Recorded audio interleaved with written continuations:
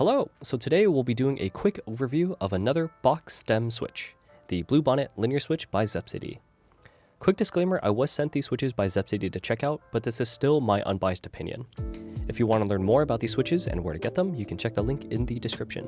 So, the Bluebonnet linear switch has a Kale style nylon top and bottom with an extended 13.2mm palm stem and a very heavy 17mm 72 gram spring.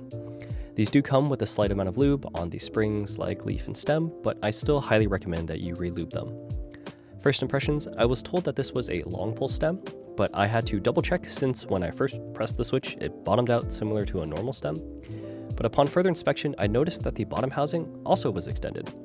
So if you're looking for a switch that has a shorter bottom out with a long pull, these may not be what you're looking for. Overall, these are an interesting switch, for sure.